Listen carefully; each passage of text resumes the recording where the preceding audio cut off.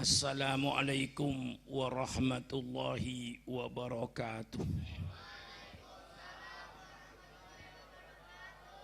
Bismillahirrahmanirrahim.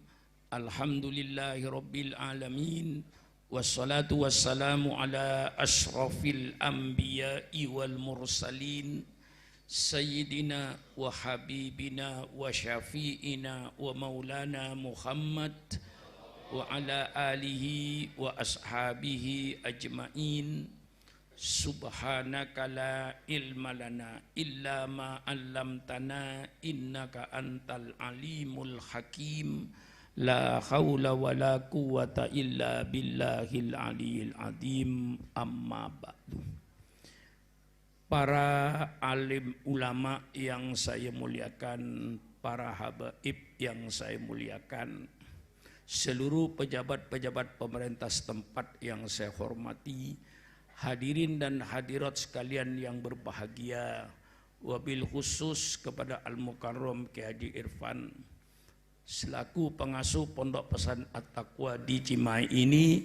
Terlebih dahulu saya menyampaikan ucapan terima kasih yang setinggi-tingginya. Terima kasih atas segala usahanya. Terima kasih atas segala aktivitasnya. Terima kasih atas segala baktinya kepada agama, kepada bangsa, kepada negara melalui jalur pendidikan Pondok Pesantren At-Taqwa ini, di mana pekerjaan para kiai itu seluruhnya sama. Sejak sebelum zaman Belanda, para wali songo dan lain-lainnya, tugas ulama cuma satu, mengajak ke jalan Allah untuk membentuk anak bangsa yang beriman, anak bangsa yang bertakwa kepada Allah Subhanahu wa taala, agar negara ini diisi oleh manusia-manusia yang sujud kepada Allah. Inilah pekerjaan ulama ratusan tahun sampai detik ini. Waman ahsanu qawlan mimman da'a ilallah wa amila sholiha wa qala innani minal muslimin. Pertanyaan dalam Al-Quran ini mesti tidak usah dijawab karena jelas. Waman ahsanu qawlan, siapa yang paling bagus perkataannya? Siapa yang paling bagus ucapannya? Mimman da'a ilallah, daripada orang-orang yang mengajak ke jalan Allah. Tidak ada ajakan, tidak ada seruan yang lebih mulia daripada seruan mengajak ke jalan Allah. Wa man ahsanu qawlan mimman da'a ilallah. Siapa yang lebih bagus perkataannya daripada orang-orang yang mengajak ke jalan Allah? Banyak seruan-seruan. Orang berseru supaya negara aman, bagus. Orang berseru supaya ekonomi bagus. Orang berseru supaya pertanian bagus. Orang berseru supaya kota kebersihan bagus. Banyak seruan, dan seruan. Tapi tidak ada seruan yang lebih bagus daripada seruan yang mengajak ke jalan Allah. Ini seruan yang terbaik yang dilaksanakan oleh para ulama ratusan tahun dalam berkhidmat kepada bangsa, kepada negara ini dengan segala pengorbanannya. Maka selalu saya tekankan pengorbanan, dan pengorbanan. Karena tidak ada satu cita-cita, tidak ada satu kemauan yang akan berhasil tanpa adanya pengorbanan. Kita memperayakan 17 Agustus. Rasa syukur terhadap kemerdekaan ini. Mari kita telusuri sejarah Indonesia ini. Apalagi kalau menjadi pemimpin bangsa apapun saja, pemimpin negara manapun saja, pemimpinnya harus tahu sejarah bangsanya. Kalau pemimpinnya tidak tahu sejarah bangsanya, nanti akan keluar kebijaksanaan-kebijaksanaan yang tidak bijaksana. Karena tidak sesuai dengan sejarah bangsanya. Maka pemimpin negara manapun saja harus tahu sejarah bangsanya. Negara Kesatuan Republik Indonesia berdiri bukan hadiah dari Belanda. Negara Kesatuan Republik Indonesia tegak berdiri bukan hadiah dari Jepang. Tapi negara Kesatuan Republik Indonesia berdiri di atas aliran darah bangsa Indonesia. NKRI itu berdiri di atas cucuran air mata rakyat Indonesia. Ini baca sejarah. Sehingga yang menjadi pemimpin sekarang, pemimpin negara itu harus tahu sejarah. Kita menghargai pahlawan-pahlawan kita, artinya kita harus melaksanakan keinginan pahlawan kita. Jangan pahlawannya dipuji-puji, tapi karena tindakan yang berbeda dengan kemauan pahlawan-pahlawan bangsa ini. Karena tidak tahu sejarah bangsanya. Maka itu harus tahu sejarah bangsanya itu. Pemimpin negara manapun saja tahu sejarah negaranya. Negara Republik Indonesia itu berdiri di atas aliran darah. Di atas cucuran air mata.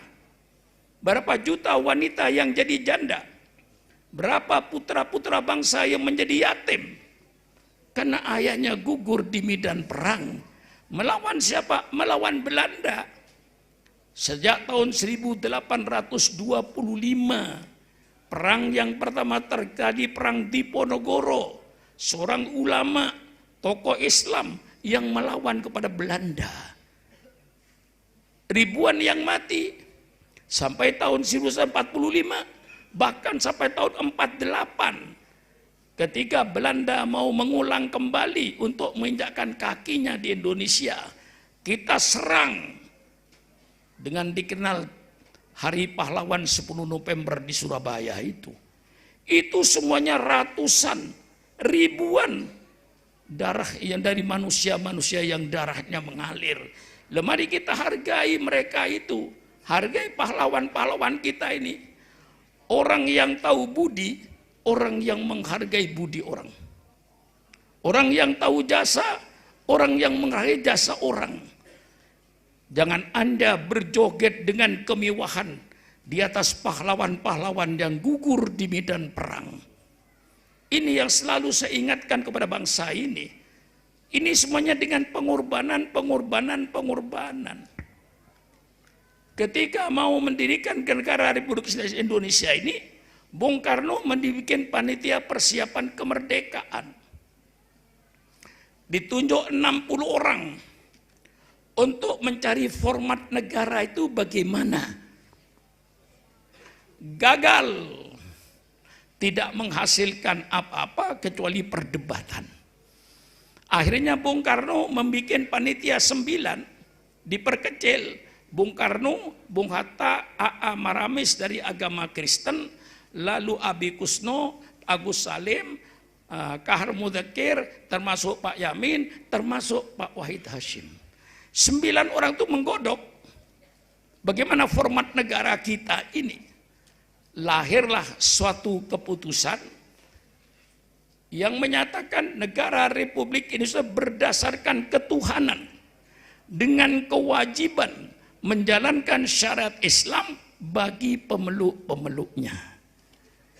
Ini yang disepakati oleh seluruh tokoh agama. Dari Kristen tanda tangan, dari nasionalis tanda tangan, sepakat dengan bentuk Indonesia ini, negara Republik Indonesia berasaskan ketuhanan dengan kewajiban menjalankan syariat Islam bagi pemeluknya. Ini yang dikenal dengan Piagam Jakarta. Yang sekarang orang sudah nggak tahu Piagam Jakarta itu apa, cuma ngomong Piagam Jakarta. Piagam Jakarta itu suatu keputusan. Sehingga Bung Karno mengatakan keputusan ini termasuk keputusan agreement, gentleman agreement. Satu keputusan yang jantan. Karena melalui perdebatan terjadilah rumus negara Republik Indonesia berdasarkan ketuhanan dengan kewajiban menjalankan syariat Islam bagi pemeluknya. Yang tidak meluk agama Islam gak usah. Ini disebut namanya Piagam Jakarta. Setelah menemukan bentuk negara, format negara kayak begini, baru Bung Karno didesak untuk segera memproklamasikan kemerdekaan ini. Ini saya ulang sejarah ini. Supaya generasi muda ini tahu sejarah bangsanya. Jangan sampai tidak tahu sejarah bangsanya. Saya ceritakan ini agar Anda nanti lebih mencintai lagi NKRI. Karena ini suatu perjuangan dari para umat Islam. Nah, perjuangan yang begitu dahsyat. Bung Karno tanggal 17 Agustus jam 10 pagi langsung mengadakan proklamasi. Kami bangsa Indonesia dengan ini menyatakan kemerdekaan Indonesia. Hal-hal yang mengenai pemindahan kekuasaan dan lain-lain akan dilaksanakan dengan cara saksama dan dalam tempo yang sesingkat-singkatnya atas nama bangsa Indonesia Soekarno-Hatta. Ini termasuk kiai yang hafal Pancasila yang Anda program. Belum tentu kiai yang lain hafal itu. Masa yang hafal proklamasi gini dicurigai? Ini barang yang tidak benar. Mencintai Islam, tidak mencintai NKRI, itu yang tidak tahu sejarah. Maka saya ungkapkan sejarah ini dalam kesempatan peringatan 17 Agustus ini. Memperingati pahlawan-pahlawan kita ini. Dengan pengorbanan. Kalau orang bertanya, Pak Sukron, sejauh mana pengorbanan umat Islam terhadap NKRI?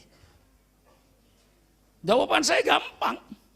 Fakta berbicara, kuburan berbicara. Kalau pemerintah ingin tahu sejauh mana pengorbanan umat Islam untuk NKRI, persilakan pemerintah adakan sensus kuburan. Tapi bukan kuburan umum. Kalau kuburan umum disensus, sensus Taman Pahlawan ini. Alhamdulillah, setiap kota kabupaten di Indonesia ini mesti mempunyai Taman Pahlawan. Nggak ada satu kota kabupaten yang tidak punya Taman Pahlawan. Kalau dulu ini tentu masuk ke Bandung, Tasik, Garut, Cirebon, Kerawang, Bekasi mempunyai Taman Pahlawan. Sampai ke Banten Taman Pahlawan, Jawa Timur, Pasuruan, Probolinggo, Situbondo, semua kota kabupaten mempunyai Taman Pahlawan. Ini fakta yang berbicara. Persilakan pemerintah adakan sensus kuburan Taman Pahlawan. Masuklah pemerintah ke Taman Pahlawan yang ada di seluruh Indonesia ini. Kemudian tanya, masuk di Taman Pahlawan Bandung, masuk di Taman Pahlawan Bogor, masuk di Taman Pahlawan Cianjur.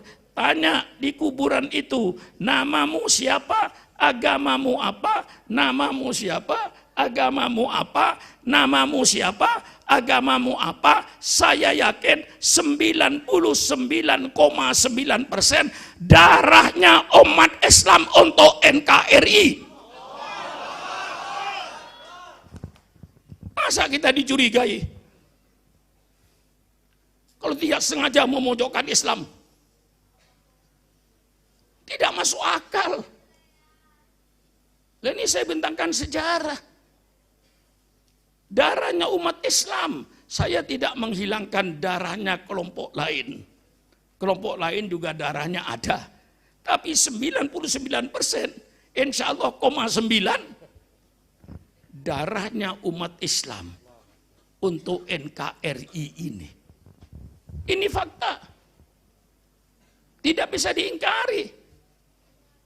Untung Taman Pahlawannya masih dijaga, dipelihara. Untuk membuktikan di sinilah kekuatan Islam yang dominan. Ketika kemerdekaan untuk membentuk NKRI, kekuatan Islamlah yang terbesar. Memerdekakan bangsa ini. Mulai zaman Diponegoro sampai 48. Subhanallah, subhanallah. Begitu diumumkan proklamasi tanggal 17 Agustus, jam 10 pagi, jam 3 sore, ini sejarah banyak yang tidak tahu. Mungkin sebagian pemimpin-pemimpin bangsa ini juga tidak tahu. Saya kasih tahu, supaya tahu. Jam 3 sore datanglah utusan dari Angkatan Laut Jepang yang datang sama Bung Hatta. Dia mengatasnamakan Indonesia Timur. Kalau 7 kata tidak dicabut, kami Indonesia Timur tidak ikut. Berarti sore itu akan pecah. Ada Indonesia Barat, ada Indonesia Timur. Karena Bung Hatta yakin kepada gerakan ini, akhirnya Bung Hatta tanggal 18 Agustus ngumpulkan 9 orang itu. Minus Pak Wahid Hasyim, dia sudah pulang ke Jawa Timur. Diganti wakilnya dari Sumatera. Nah, timbullah perdebatan, dicabut apa tidak 7 kata. 7 kata yang dimaksud dengan kewajiban menjalankan syariat Islam bagi pemeluknya. Itu minta dicabut. Kalau tidak dicabut, Indonesia Timur tidak ikut. Berarti NKRI bubar. Terjadi perdebatan.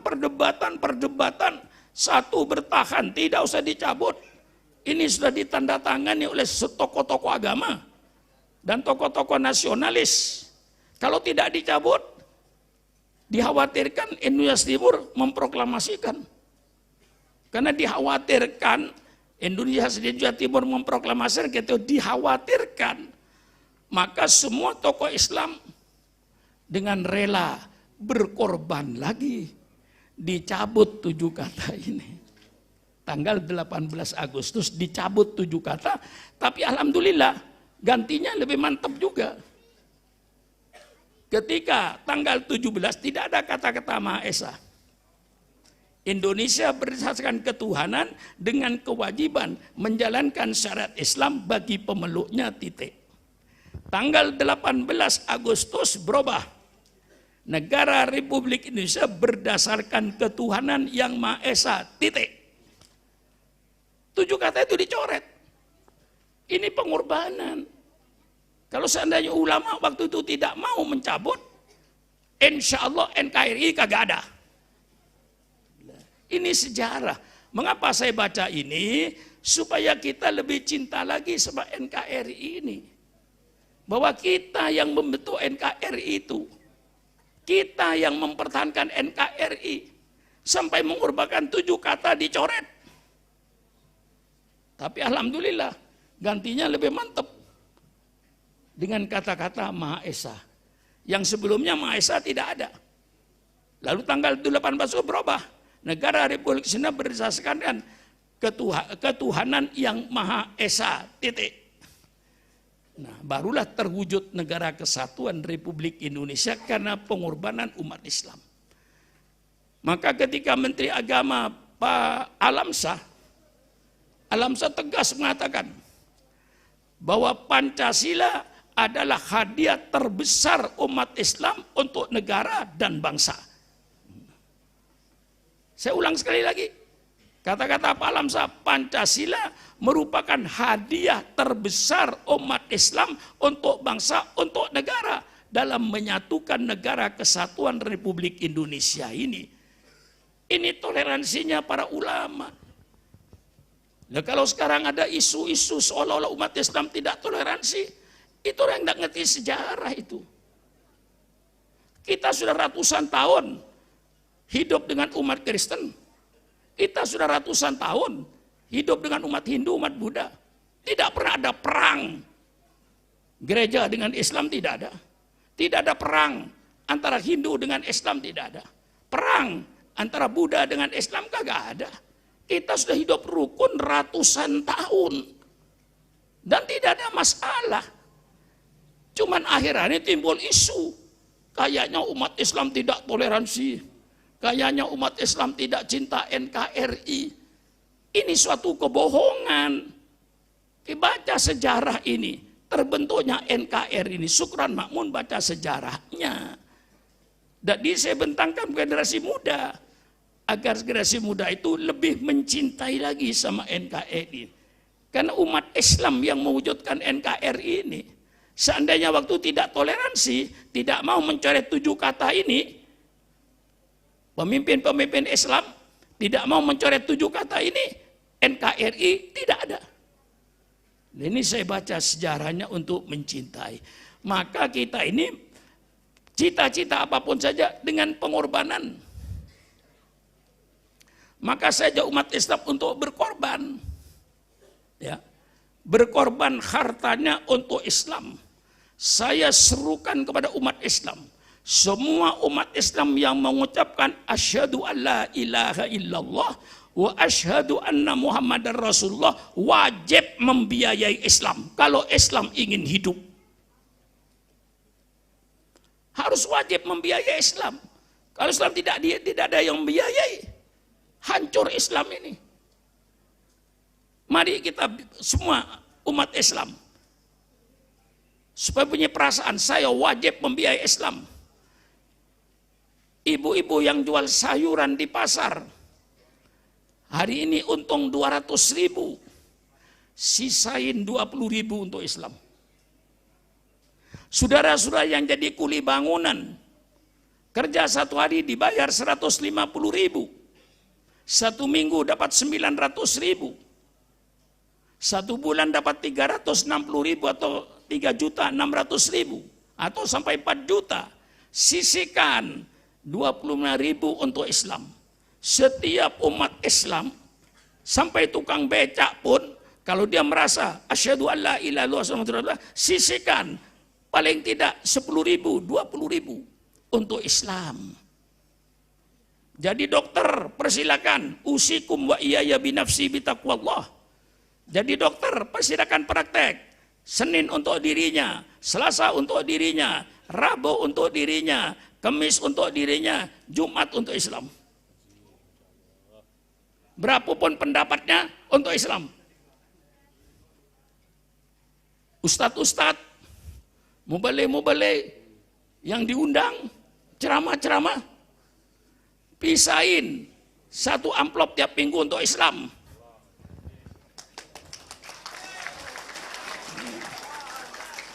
Kalau ingin Islam ini hidup, kalau tidak dibiayai Islam itu mati. Mari kita biayai Islam. Saudara yang ada di depan saya mulai hari ini, kata Pak Kiai Syukron Makmun, saya wajib membiayai Islam.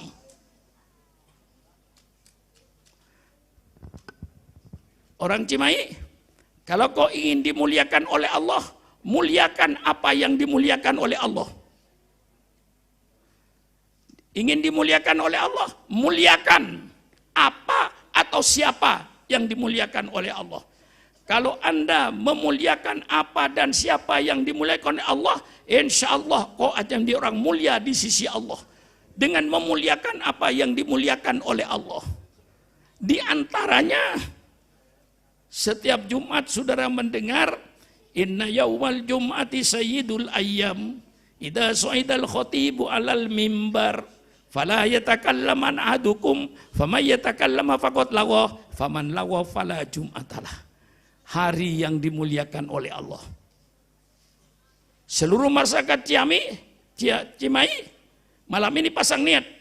Saya ikut imam saya ngaji sama Pak Kiai Syukron Makmun. Setiap hari Jumat yang merokok berhenti merokok, hormati Jumat. Hormati hari Jumat. Uang rokoknya kasih masjid. Apa? Siap apa tidak? Siap apa tidak? Jangan membohongi dirimu.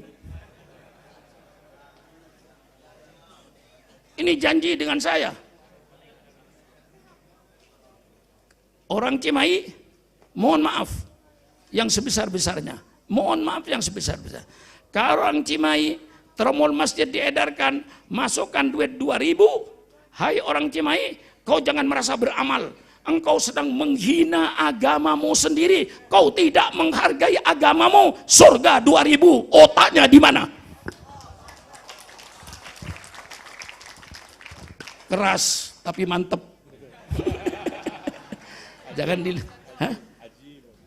Jangan dilihat kerasnya, saudara. Mantepnya itu pidato saya itu. Iya, apa artinya rokok tidak merokok hari Jumat itu? Cuman sehari aja jangan merokok. Apa artinya? Uang rokoknya untuk biaya Islam. Dengan tidak merokok hari Jumat, saya membiayai Islam. Ibu-ibu yang tiap hari belanja ke pasar, saya yakin ada lebihnya itu. Apa lebih 5.000, apa lebih berapa 2.000, masukkan ke kotak. Jumat pagi buka, dibuka ada duit 35.000, 7 kali 5, 35.000, titipkan sama suaminya. Pak, ini 20.000, masukkan di tromol masjid, Pak, untuk nanti saya di kuburan, Pak. Ini akan menikmati saya di kuburan yang 20.000 nanti. Titipkan sama suaminya. Suaminya jujur, jangan dibeliin rokok. Ya. Amanah dari istrinya.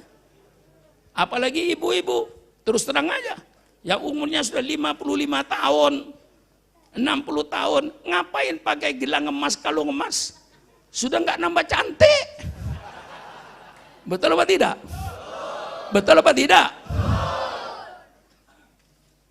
Ya, saya doakan mudah-mudahan panjang umur ya. Umpama ibu mati duluan, suaminya masih umur 60 tahun, masih seger. Tiba-tiba suaminya kawin lagi dengan istri mudanya. Dibuka lemarinya, gelang ibu diambil dipakaikan sama istri mudanya. Kalungnya diambil dipakai istri mudanya. Insya Allah ibu di kuburan akan gigit jari. Menyesal, ya Allah itu kalung saya. Ya Allah itu gelang saya. Coba dikasihkan pesantren. Coba dikasihkan masjid. Islam akan jaya. Sisa 15.000. Yang 20.000 tadi. Sisa belanjanya titipan suaminya hari Jumat. Ditambah suaminya tidak merokok. Berarti suaminya akan membawa duit 40.000 yang dimasukkan ke tromol masjid. Yang 15.000 ada majelis taklim, ada majelis dzikir, ada sholawatan, ada yasinan. Setiap ada kegiatan Islam, ibu bawa duit minimal 5.000, 10.000 untuk menghidupkan Islam.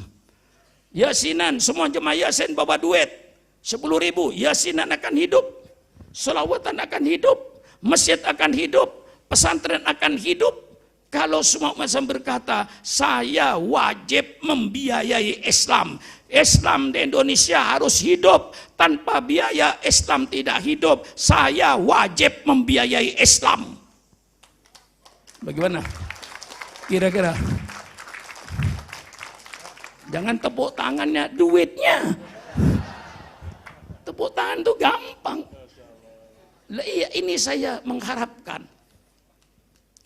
Karena ada peribahasa zaman jahiliyah, Kiai. Tapi saya pakai kata orang zaman jahiliyah, jawe kalbakah yadbakah. Laparkan anjingmu supaya nurut kepada kamu. Jadi kalau yang melihara anjing zaman jahiliyah, kalau anjingnya supaya nurut, dilaparkan. Saudara pegang roti, pasti anjingnya nurut. Maka saya katakan, hai bangsa Indonesia, hai umat Islam khususnya, para ulamanya, umat Islam di Indonesia, jangan jadi anjing-anjing lapar. Kalau kau menjadi anjing lapar, kau akan dipermainkan oleh orang-orang yang berduit. Syukur kalau yang berduit beragama Islam, beriman. Kalau yang mempermainkan Anda orang yang tidak beriman, apa yang akan terjadi? Hancurlah Islam ini. Maka untuk menuju kejayaan Islam sekarang ini, kita harus menyadari bahwa saya beragama Islam. Saya mengucapkan la ilaha illallah Muhammadur Rasulullah untuk mengabadikan la ilaha illallah, untuk menghidupkan la ilaha illallah perlu biaya. Saya wajib membiayai Islam dengan segala profesinya. Biar tukang becak dapat duit tukang becak satu hari 100.000 misalnya, sisain 5.000 untuk Islam. Kalau semua Islam bergerak seperti ini, insya Allah Islam itu bisa hidup mandiri, tidak dipermainkan oleh orang lain. Tapi kalau kita umat Islam dan ulamanya menjadi anjing lapar, naudzubillah, ulamanya pun dipermainkan. Bagaimana kira-kira pidato saya ini? Sadar nggak kira-kira ya? Kira-kira pidato saya berhasil apa tidak kira-kira ya? Berhasil apa tidak? Tunggu besok sore, besok pagi, Jumat. Kalau besok pagi tromol masjid dibuka, masih numpuk duit 2.000-an, syukron makmun ke Cimahi gagal. Gagal. Tapi kalau besok laporan masjid-masjid di Cimahi, alhamdulillah Pak Kiai, setelah pakai pidato 2.000 tidak ada. 5.000, 10.000, 20.000, 50.000 yang ada. Berarti syukuran makmun berhasil. Jadi saya berhasil atau tidaknya tunggu besok Jumat. Ya. Ini masjid kan? Hah? Tolong lapor masjid. Besok jam 1 telepon saya. Saya buka tromol Kiai. Alhamdulillah berkat pidato Kiai gak ada duit 2.000-an. Kan sudah menghina Islam tuh 2.000 itu. Dikasihkan sama anaknya.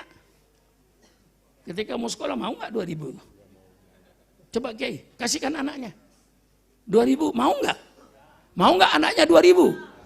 Karena anaknya nggak mau 2.000, dikasih masjid yang mau 2.000-an.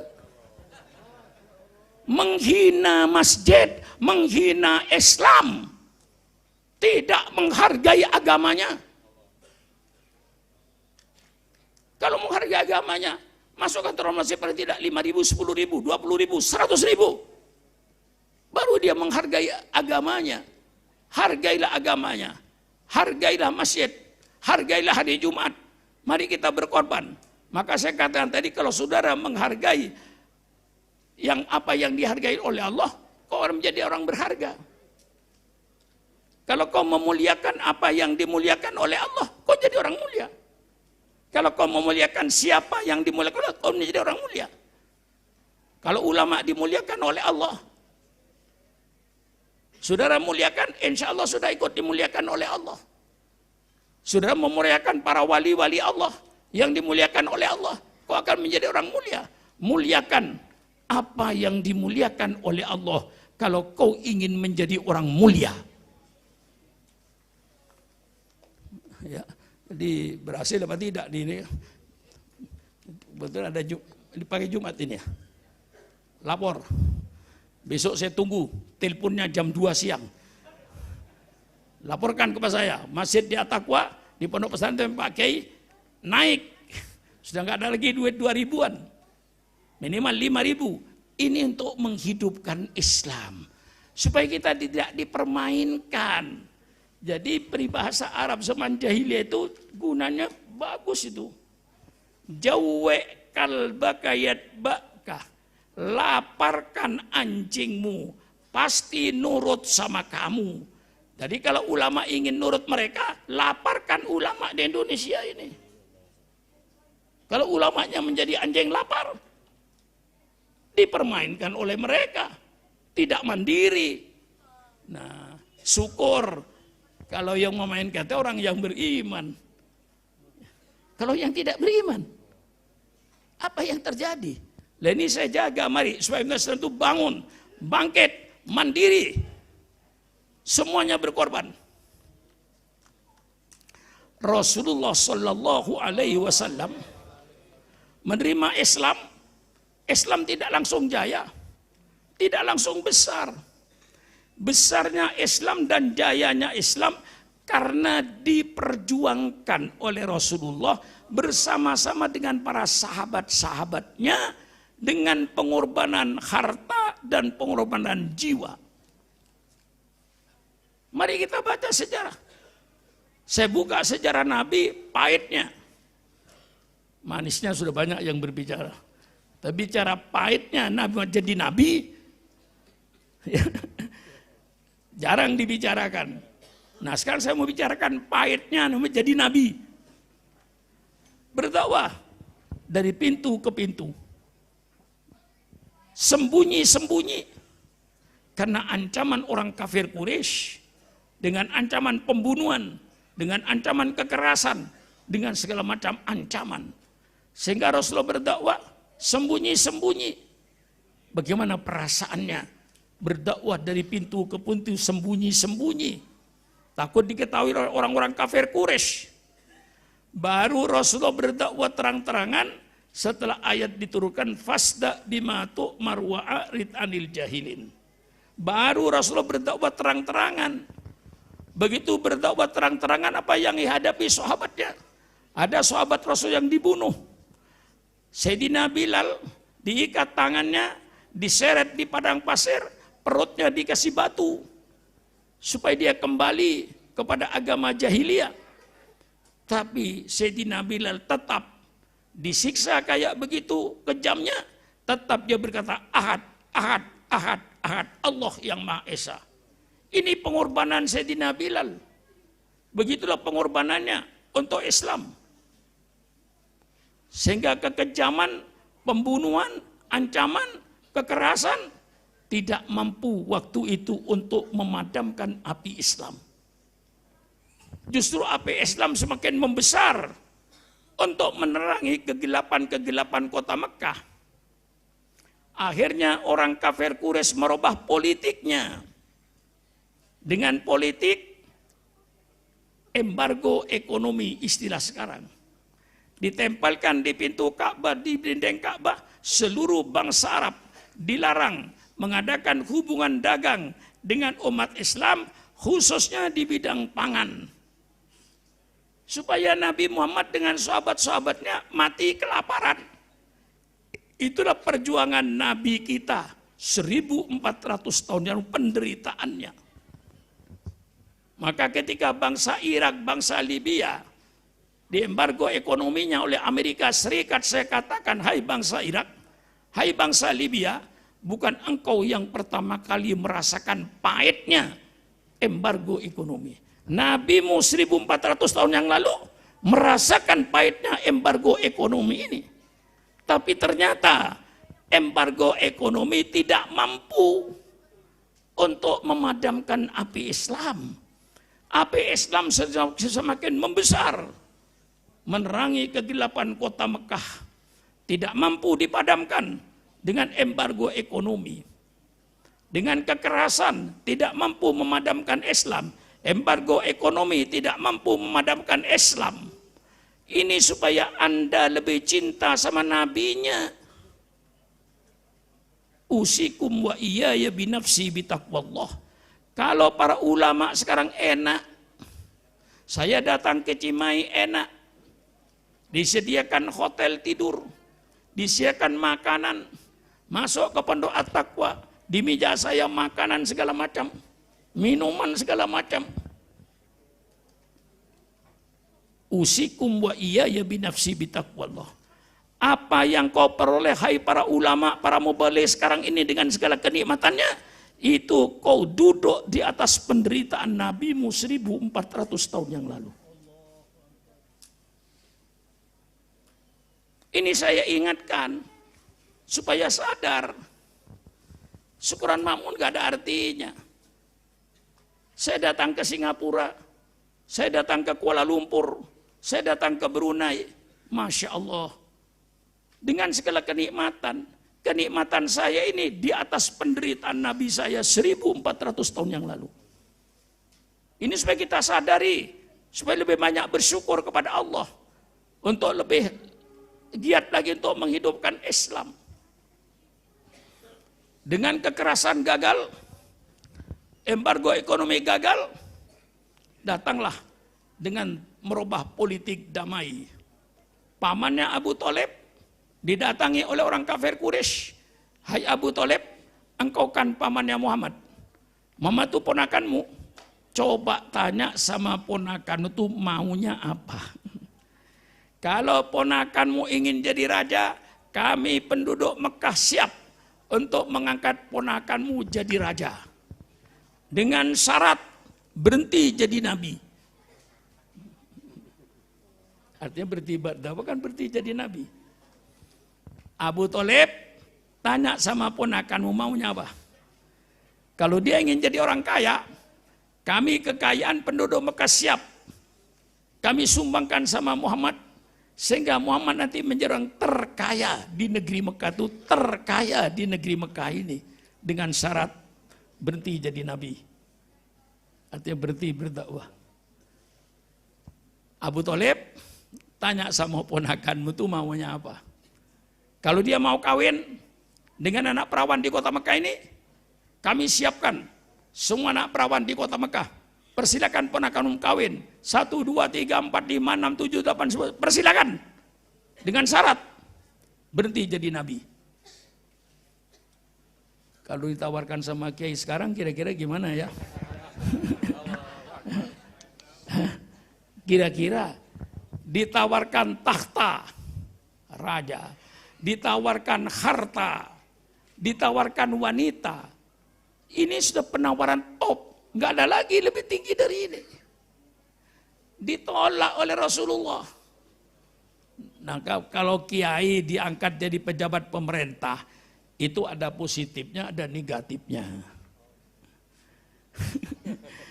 Misalnya, kalau Sukron Makmun diangkat jadi menteri luar negeri, saya terima.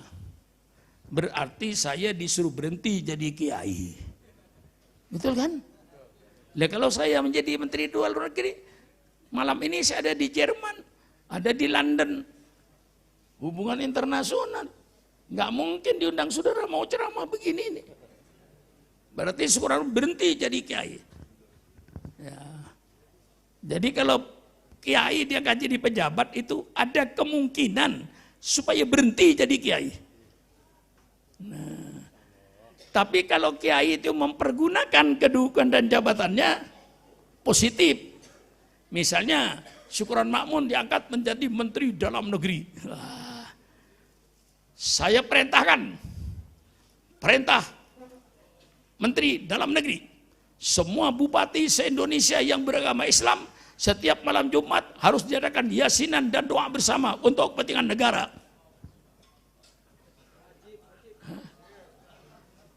Berarti saya jadi menteri itu positif. Saya pengguna agama. Saya perintah, bukan anjuran. Saya menteri dalam negeri, saya perintahkan kepada bupati-bupati yang beragama Islam. Tiap Jumat, adakan doa bersama.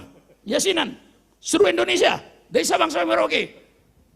Positif, betul saya jadi menteri dalam negeri ini. Ya.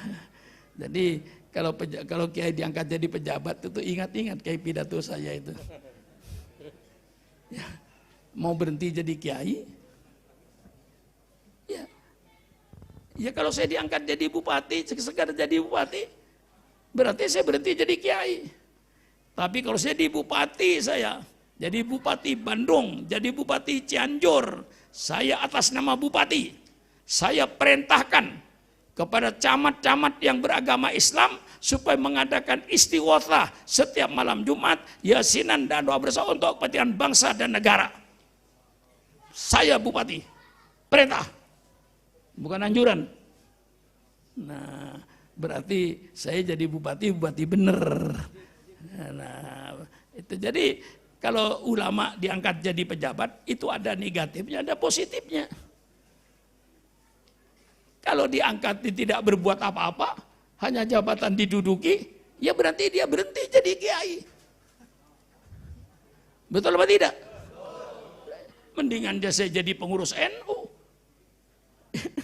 Masih bisa berbuat. Nah, inilah saudara-saudara. Nah, ini penawaran ini bukan barang baru. Nabimu yang ditawarkan lebih dulu. Ditawarkan harta, ditawarkan wanita, ditawarkan tahta. Nabimu yang ditawarkan dulu, bukan Syukron Makmun sekarang. Kalau saya mau jadikan menteri dalam negeri, jadikan menteri luar negeri, bukan sekarang. Dengan syarat Pak Syukron, jadi menteri dalam negeri, berhenti jadi kiai. Jadi menteri luar negeri, berhenti jadi kiai. Nah inilah saudara-saudara, ini sejarah lama. Ternyata ditolak juga. Akhirnya orang kafir Quraisy kehilangan akal. Dengan kekerasan gagal, embargo ekonomi gagal, ditawarkan harta, takhta dan wanita, ditolak, gagal. Lalu apa caranya untuk membendung, untuk mencegal gerakan Muhammad ini, kata si kafir Quraisy ini? Lalu mereka mengadakan musyawarah di Darun Nadwah, yang kalau saudara yang haji atau umroh, kira-kira 100 meter dari Pancoran Emas itu, di situ dibikin ruangan tempat rapat tokoh-tokoh Quraisy menghadapi suatu kesulitan. Dalam tafsir Tobari yang saya baca, musyawarah itu dia didatangi oleh iblis untuk nyumbang pikiran. Iblis mau nyumbang pikiran dalam rapat itu, hadir. Nah ini kejadian ditulis di Quran ini. Wa idh yamkuru bikal ladina kafaru liyuthbituka au yaqtuluka au yukhrijuka ayaktuluka fayamkurun wa yamkurullah wallahul makir, atau agak terbalik mungkin, liyuthbituka au liyaktuluka au liyukhrijuka wa yamkurun wa yamkurullah wallahu khairul makirin. Ingatlah kata mereka mengadakan tipu muslihat, rapat di Darun Nawah, di Darun Najwa, dipimpin oleh Abu Lahab dan Abu Jahal. Pertama kali usulnya, tangkap saja Muhammad, masukkan penjara. Karena kalau Muhammad tidak dimasukkan penjara, dia masuk desa, keluar desa, masuk kampung, keluar kampung, lidahnya dia manis, mudah diterima oleh masyarakat. Islam agama dia akan kembang, agama kita akan mati. Tangkap Muhammad, masukkan penjara. Tahan di sebuah rumah, jangan boleh keluar. Iblis berkata, usulmu sia-sia. Mengapa?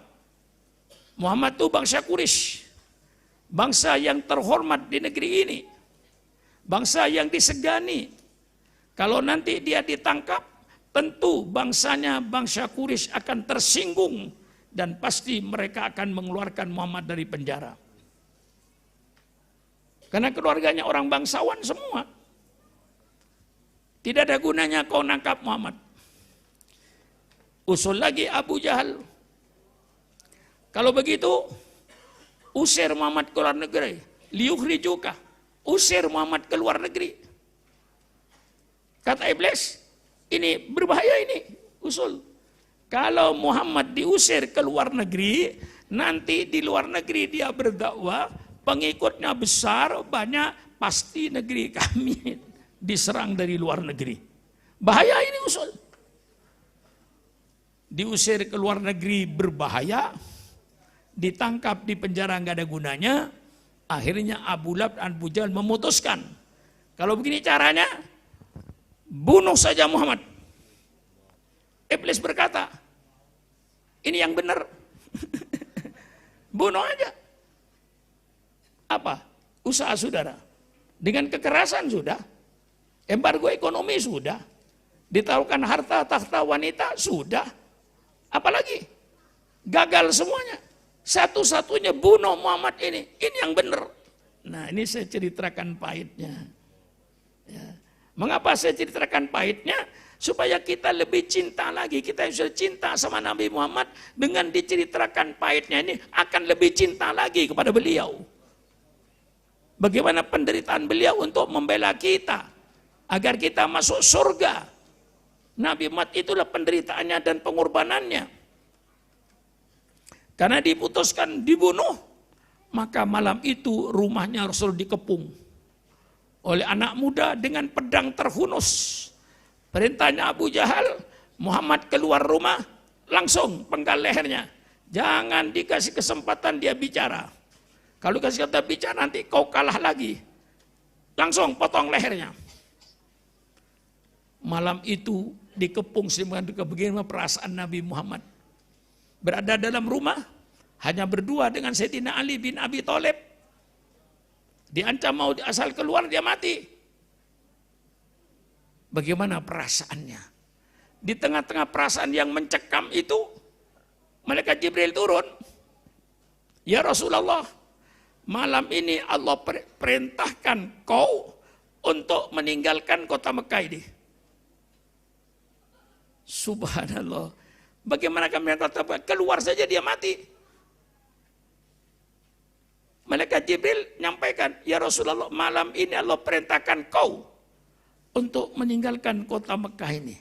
Kota Mekah, kota yang dicintai Rasulullah, kota di mana dia lahir, disuruh tinggalkan dalam malam yang mencekam, malam yang gelap dan mencekam dengan pembunuhan. Bagaimana perasaan Nabi Muhammad ketika itu? Seandainya syukuran makmun, mungkin sudah mati sebelum mati. Perasaannya. Ya tentu dengan ilham dari Allah, Rasulullah ngambil pasir, baca ayat kursi, baca kulallahu ahad, qul bil falaq, qul bin nas, lalu membaca sebagian surat Yasin, wa ja'alna min baini aydihim saddaw wa min khalfihim saddam fa aghshaynahum fahum la yubsirun. Ditabur pasir, mereka tertidur semuanya.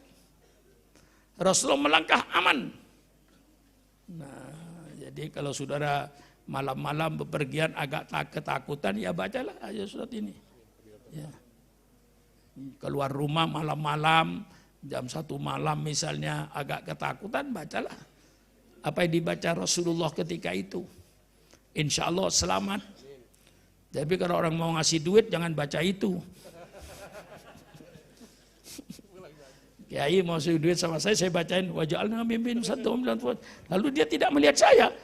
Nah, kalau khawatir tabur, mereka tertidur, Rasulullah lewat di antara mereka itu ke rumahnya Abu Bakar Siddiq.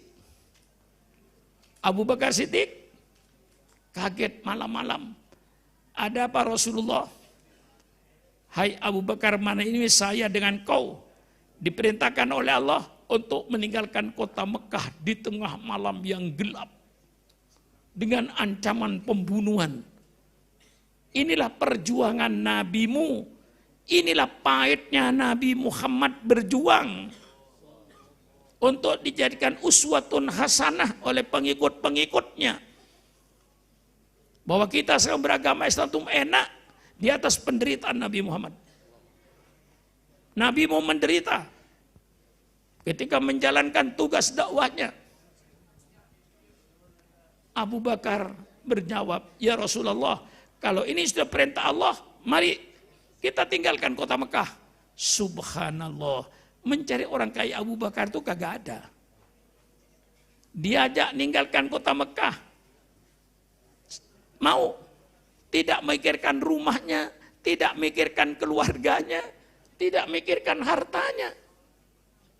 Ayo Rasulullah berangkat, kalau sudah perintah Allah. Subhanallah, benar-benar Sayyidina Abu Bakar itu melaksanakan hadis Rasulullah, la yu'minu ahadukum hatta akuna ahabba ilaihi min malihi wa waladihi wa walidihi wa nasi ajmain. Tidak sempurna iman seseorang sehingga aku, kata Rasulullah, lebih dicintai olehnya daripada hartanya, daripada anaknya, daripada bapaknya, dan seluruh manusia yang ada. Saya tidak melarang bapak mencintai istrinya. Saya tidak melarang ibu mencintai suaminya. Saya tidak melarang bapak dan ibu mencintai anaknya dan hartanya. Yang saya minta, letakkan kecintaannya kepada Islam dan kepada Rasulullah di atas segala kecintaan yang ada. Inilah iman yang sempurna, kata Rasulullah. Ya. Kecintaan kepada Rasul di atas segala kecintaan yang ada. Saudara mencintai istrinya wajar, istrinya mencintai suaminya wajar, mencintai harta dan anaknya wajar. Tapi letakkanlah kecintaan kepada Allah dan Rasulnya di atas segala kecintaan yang ada. Tuh ibu-ibu di belakang banyak itu. Kalau saya tanya, Bu, cinta enggak sama suaminya? Bu, cinta enggak sama suaminya? Yang tidak menjawab saya doakan, mudah-mudahan suaminya kawin lagi. Ya kalau ibu enggak cinta. Iya kan? Nah kalau ibu cinta, bapak-bapak jangan kawin lagi. Kan begitu toh? Masih dicintai. Nah, lah ini saudara perjuangan Rasulullah. Sehingga para sahabat waktu itu kalau meninggal di atas tempat tidur, dia ngadu sama Rasulullah. Ya Rasulullah, mengapa saya mati di atas tempat tidur Rasulullah? Akan mati di atas rugi Rasulullah. Mengapa saya tidak mati di perang Badar? Mengapa saya tidak mati di perang Uhud? Mengapa saya tidak mati di perang Khandaq? Mengapa tidak saya mati di perang Tabuk? Itu perasaan sahabat. Berkorbannya bukan hanya harta, korban jiwa. Inilah yang membesarkan Islam. Oleh sebab itu saya ajak semuanya, mari kita berkorban. Hai orang Cimahi, pilih satu antara dua. Dan harus pilih satu antara dua. Mau berkorban atau mau jadi korban? Hah? Mau berkorban atau mau jadi korban? Kalau tidak ingin jadi korban, berkorbanlah. Kalau sudah jadi korban, gak perlu berkorban. Usah jadi korban, mau apa? Lah ini pilihannya. Mau berkorban atau mau jadi korban? Saya cuman menghimbau, hai umat Islam di Cimahi, berkorbanlah kau.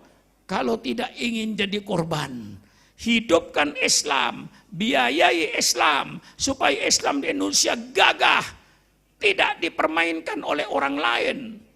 Jangan menjadi anjing-anjing lapar, yang nurut sama orang-orang yang pegang roti.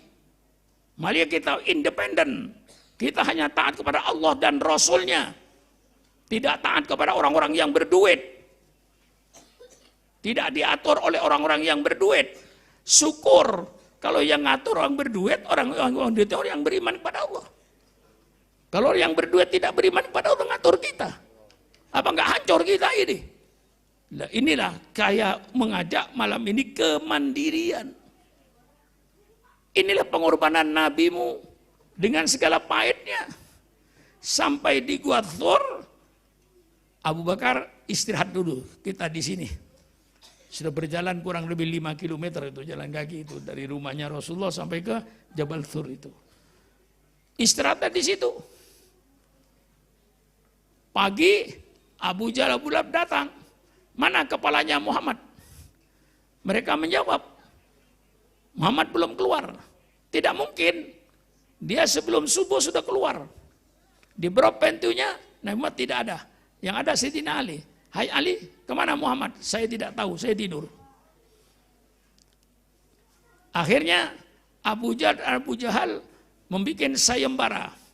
Barang siapa yang menemukan Muhammad, hidup atau mati, hadiahnya 300 unta.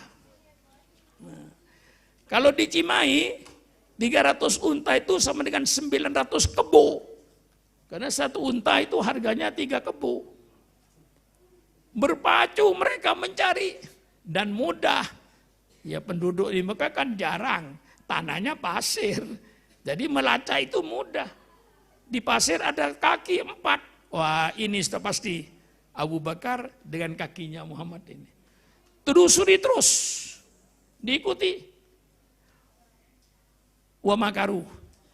Wa makarullah. Wa yamkurun. Wa yamkurullah. Mereka bikin tipu muslihat. Allah yang menjawab tipuan mereka. Allah perintahkan labah-labah bikin sarang rapi. Allah perintahkan merpati bertelur. Karena sarang ini tidak robek, begitu orang kafir Quraisy melihat gua, tertutup dengan sarangnya laba-laba, semuanya teriak. Tidak ada orang, tidak ada orang. Kalau seandainya ada orang, mesti sarang laba-laba itu robek. Itu masih utuh. Tidak mungkin ada orang. Balik. Selamat. Kata Sayyidina Abu Bakar, ya Rasulullah, seandainya mereka sampai ke pintunya, ke pinggirnya gua ini, melihat ke bawah, pasti mereka melihat kita berdua. Itulah satu-satunya sahabat yang disebut di Quran. Hanya Sayyidina Abu Bakar. Itu huma fil ghar. Itu qala li sahibihi la tahzan innallaha ma'ana. Itu Abu Bakar dengan Rasulullah di dalam gua. Itu huma fil ghar. Tatkala dia berada dalam gua, itu qala li sahibihi, tatkala dia berkata kepada sahabatnya, la tahzan innallaha, kau jangan sedih, Allah bersama kita, jangan khawatir. Nah, baru setelah 3 hari Rasulullah mengadakan perjalanan ke Madinah. Dan jalan yang dilalui bukan jalan Mekah Madinah yang datar itu. Dia melalui perbukitan. Supaya apa? Supaya tidak diketahui oleh mereka yang sedang ngejar untuk membunuhnya. Kalau jalan biasa, ya tentu ketahuan. Dan Rasulullah lewat jalan yang tidak dilewatin orang. Nah, saudara bisa membayangkan yang sudah pergi umroh, sudah pergi haji, coba bayangkan bagaimana bukit-bukit yang ada di sepanjang jalan Mekah Madinah itu. Yang ada cuma batu dengan pasir, nggak ada pohon, nggak ada air. Lain dengan kita dari Bandung ke Sukabumi, sepanjang jalan kita melihat pohon, melihat mata air. Itulah yang dikerjakan Rasulullah. 426 km jalan gunung. Itu penderitaan nabimu 1400 tahun yang lalu. Malah oleh Sayyidina Umar Ibn Khattab, karena peristiwa hijrah termasuk peristiwa besar, peristiwa pengorbanan, lalu dijadikan perhitungan permulaan tahun hijriah. Nah, setelah sampai di Madinah, barulah Rasulullah itu leluasa disambut oleh masyarakat Madinah, lalu Rasulullah mendirikan negara Madinah yang serba pluralistik. Ada agama Yahudi, ada agama Kristen, ada penyembah berhala, ada Islam. Rasulullah mampu menyatukan bangsa yang berbeda-beda suku dan berbeda-beda agama di bawah pimpinan Rasulullah SAW dengan dibikin nama Perjanjian Madinah, Piagam Madinah. Dalam Perjanjian Madinah ini Rasulullah memberikan hak-hak minoritas tetap terlindungi. Tidak lalu mereka disiksa, yang beragama Kristen suruh masuk, tidak, dilindungi. Nah, disinilah Rasulullah mulai menegakkan peradaban Islam. Karena sudah membentuk satu negara, negara Madinah, yang dipimpin Rasulullah, disitulah Rasulullah mulai memperlihatkan tentang peradaban Islam. Huwallazi arsala rasulahu bil huda wa dinil haq liyudhhirahu 'ala dini kullih walau karihal musyrikun. Dialah Allah yang mengutus utusannya dengan petunjuk bil huda wa dinil haq, dengan agama yang benar, liyudhhirahu, agar diperlihatkan petunjuk Allah ini, agar diperlihatkan agama Allah itu kepada semua manusia. Nah, termasuk ulama-ulama di Indonesia, termasuk Syukron Makmun. Ini tugasnya untuk memperlihatkan, mengiklankan, menawarkan, menyampaikan tentang peradaban Islam ini. Bahwa Islam diturunkan oleh Allah untuk mengatur tata kehidupan manusia di dunia dan kehidupan di akhirat. Ini Islam.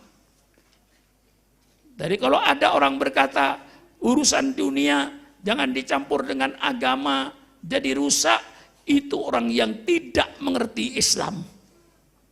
Kalau orang yang mengerti Islam, justru urusan kita di dunia pakai petunjuk Allah, insya Allah beres.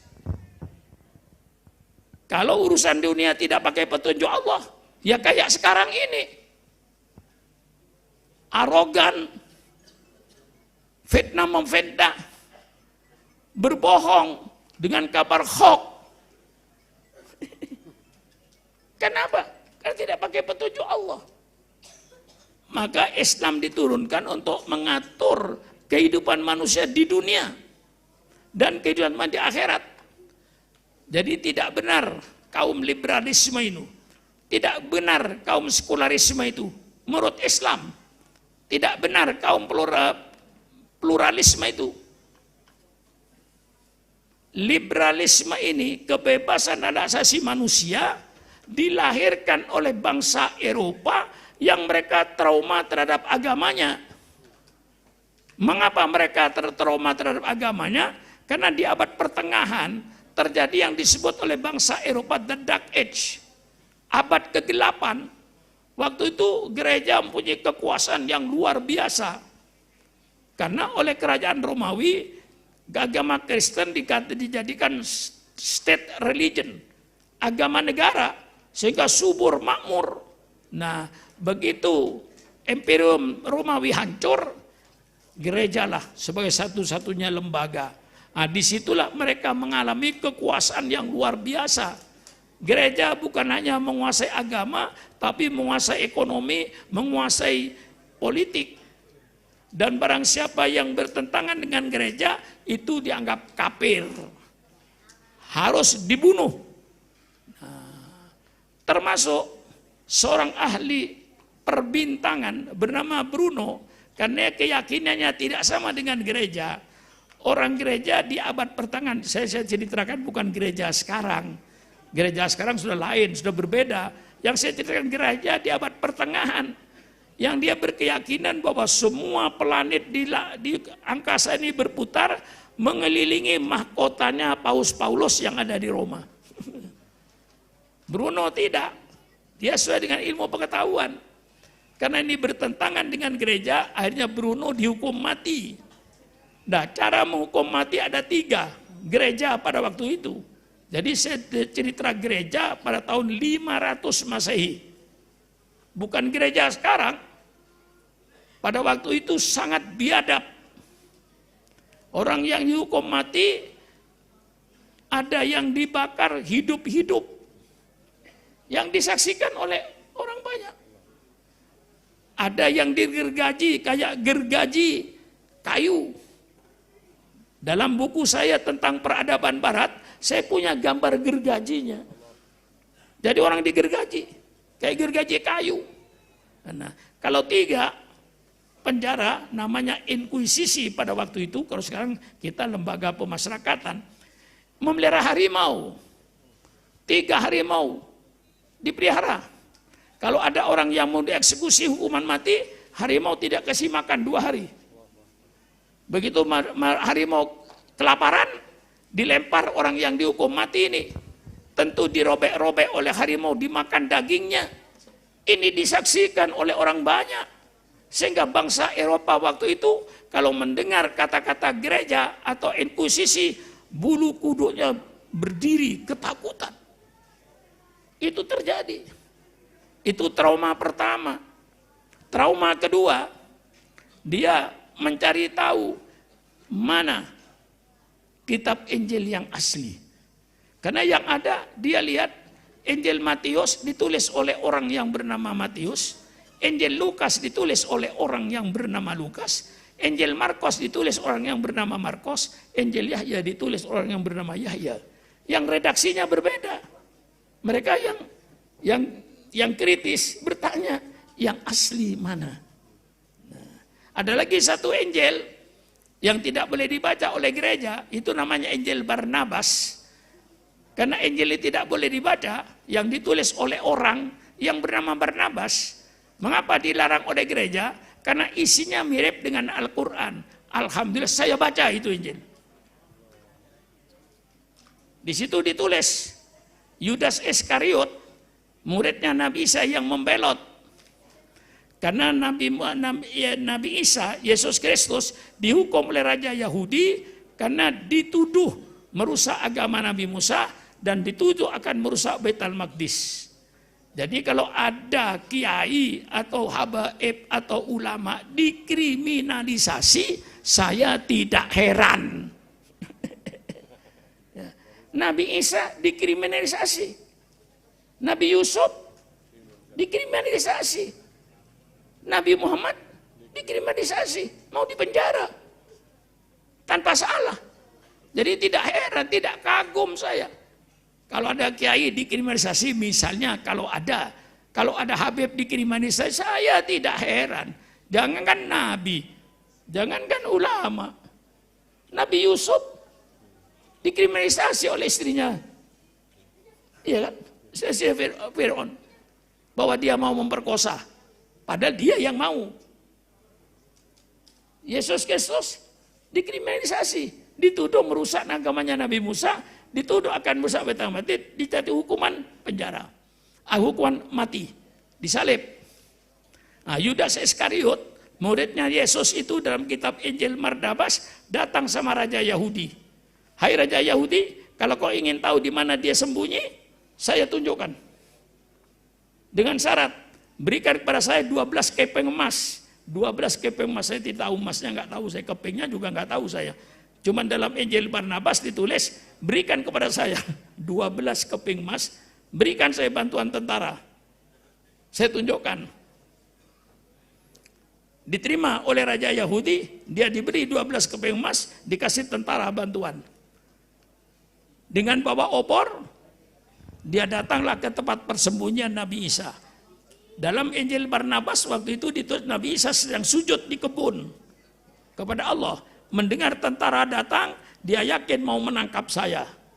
Akhirnya Nabi Isa masuk ke rumahnya. Begitu masuk ke dalam rumahnya, Allah membuat suatu yang istimewa. Dalam Injil Barnabas dikatakan Nabi Isa diangkat ke langit melalui jendela sebelah selatan. Nah, saya baca. Kiai nggak sempat baca itu ya. Nah, ya. Kemudian Yudas Iskariot masuk ke rumah itu, menjumpai murid-muridnya Nabi Isa yang disebut kaum Hawariyun sedang tidur. Dibangunkan, bangun. Begitu terbangun, mana gurumu? Maksudnya mana? Nabi Isa, Yesus Kristus. Pada waktu itu Allah dengan mukjizatnya, Yesus Kristus mukanya dirubah menyerupai mukanya Nabi Isa. Suaranya dirubah menyerupai suara Nabi Isa. Sehingga muridnya ketika ditanya oleh dia, mana guru? Kaulah guruku, kau guruku. Masuklah tentara. Karena mereka semua, ini guru saya, ini guru. Itu yang ditangkap. Menurut Injil Barnabas, yang disalib itu Yudas Iskariot, bukan Nabi Isa. Itu dalam Injil Barnabas, persilakan Kiai baca. Nah, saya baca. Nah, jadi ini sama dengan Quran, Injil Barnabas ini. Dalam Al-Quran dikatakan, wa ma qataluhu, wa ma solabuhu, walakin subbihalahu. Persis Injil Barnabas. Dan ditulis Injil Barnabas, segala kebohongan ini nanti akan terbongkar setelah datangnya Nabi di akhir zaman yang bernama Ahmad. Nah, persis. Sedangkan yang tidak terima, ya belilah Injil Barnabas. Kalau nanti tidak sesuai pimpinan saya, tangkaplah saya. Berarti saya bikin berita bohong. Nah itu saya baca. Nah disinilah. Jadi akhirnya mereka trauma dengan sosoknya Yesus Kristus. Tuhan, apa anak Tuhan, apa manusia biasa. Di antara mereka ada yang trauma. Di antara mereka ada yang yakin, terserah itu. Yang terakhir, ketika gereja mengeluarkan surat pengampunan dosa, jadi datang ke gereja, tobat, terus beli surat pengampunan dosa namanya. Nah, kalau sudah beli surat pengampunan dosa, berarti semua punya sertifikat masuk surga. Nah, orang yang kritis berpikir, loh, kok yang mengeluarkan surat pengampunan dosa kok kawan saya di gereja? Kok bukan? Nah, Tuhan Bapa atau Tuhan Anak, kok orang gereja? Timbullah trauma. Dari trauma itu lahirnya dua kelompok. Kelompok satu berontak melawan gereja Vatikan. Bahwa gereja Vatikan dianggap bertentangan dengan Yesus Kristus. Dipimpin oleh seorang tokoh Kristen waktu itu namanya Martin Luther. Martin Luther berontak Karena berontak, dia mau dibunuh, lari ke Jerman. Oleh Jerman dilindungi oleh penguasa Jerman. Akhirnya dia menciptakan agama baru yang namanya Kristen Protestan. Saya walaupun bukan orang Kristen tahu sejarahnya. Karena saya baca tentang sejarah peradaban Barat. Nah, satu kelompok tidak berani berontak. Nah, cuman ingin bebas dari agama. Lahirlah namanya liberalisme. Kebebasan adalah hak asasi manusia. Nah, dalam bukunya Humphrey Cox, seorang tokoh liberalisme itu tujuannya untuk membebaskan manusia dari asuhan agama. Ayo tokoh-tokoh Islam, tolong baca sejarah peradaban Barat yang kau terima liberalisme itu. Kalau tidak berhadapan dengan Syukron Makmun, saya jelaskan dari mana lahirnya makhluk ini. Dan kemana tujuannya makhluk itu dilahirkan. Untuk membebaskan manusia dari asuhan agama. Kalau tujuan liberalisme itu kebebasan adalah asasi manusia, untuk menjadikan saya membebaskan dari asuhan agama, berarti liberalisme itu pembinatangan manusia. Saya tegaskan. Karena saya punya kewajiban menyelamatkan umat. Apalagi umur saya sudah 83 tahun. Tidak usah curiga. Sudah tidak ada di depan saya itu. Mau jadi menteri sudah ketuaan. Mau jadi presiden sudah ketuaan. Mau jadi anggota DPR sudah ketuaan. Mau jadi bupati ketuaan. Yang ada di depan saya cuma kuburan. Yang sewaktu-waktu saya akan ke situ. Tinggal nunggu absen dari Allah. Umur saya sudah 83 tahun, tidak ada. Di depan saya anggota DPR kagak ada, menteri kagak ada, bupati yang ada, kuburan. Itulah saya ingin menyelamatkan umat ini. Supaya tahu liberalisme ini tujuannya kemana dan maunya kemana. Maka saya katakan, kalau Indonesia terpaksa menerima liberalisme, saya katakan, persilakan. Liberalisme di Indonesia tidak sama dengan liberalisme di Eropa. Liberalisme di Indonesia tidak sama dengan liberalisme di Amerika. Liberalisme di Indonesia dibatasi dengan Pancasila. Liberalisme di Indonesia dibatasi dengan Undang-Undang Dasar 45. Liberalisme di Indonesia dibatasi dengan agama. Kalau liberalisme bebas tanpa batas, itu liberalisme kebebasan tanpa batas hanya untuk binatang dan untuk orang gila.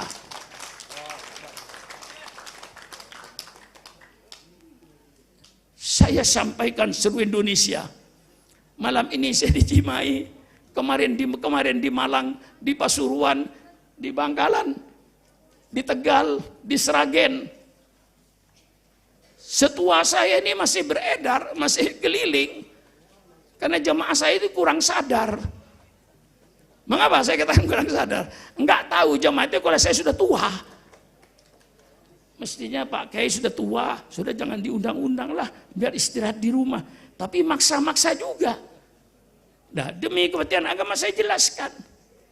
Jadi liberalisme ini kebebasan asasi manusia. Kalau tujuannya untuk membebaskan manusia dari asuhan agama, itu berarti di Indonesia terjadi pembinatangan bangsa Indonesia. Sedang terjadi pengayaman bangsa Indonesia, pengkambingan bangsa Indonesia, pengkebuan bangsa Indonesia. Dan sudah terjadi, ternyata ada kata-kata kumpul kebo. Bagaimana? Jelas guys? Wah, terjadi pengkebuan ini. Nyatanya sudah ada kata-kata kumpul kebo. Nah, ini mereka bebas. Bertentangan dengan Islam. Allah ciptakan Syukron Makmun bukan untuk semau gue. Allah ciptakan Syukron Makmun tidak untuk sakarpi dewe. Jowo, Sundanya apa ya? Karep sorangan. Hah? Karep sorangan. Karep Sorangan. sorangan. Syukron Makmun diciptakan oleh bukan untuk karep sorangan. Tapi Syukron Makmun diciptakan oleh Allah untuk melaksanakan perintah Allah dan untuk menjauhi larangan Allah. Dan umat Islam tidak ada trauma dengan perintah Allah. Umat Islam tidak ada trauma dengan larangan Allah. Justru kita merasakan bahwa larangan Allah itu benar-benar untuk manfaatnya bagi manusia. Dilarang berjudi, dilarang berzina, dilarang minum minuman keras. Semua larangan itu hanya untuk maslahatnya manusia sendiri, bukan membahayakan.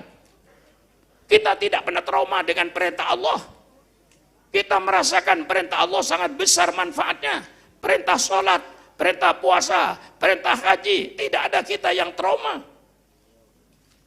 Mereka karena trauma dengan agamanya, lahirlah liberalisme yang ingin membebaskan manusia dari asuhan agama. Lahirlah sekularisme yang mengatakan bahwa agama tidak mengatur kehidupan manusia sehari-hari.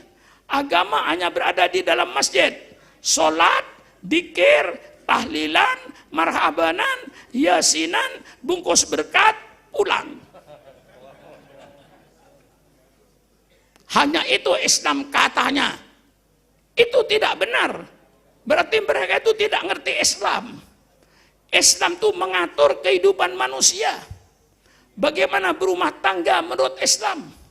Bagaimana ber-RT, ber-RW, bermasyarakat menurut Islam.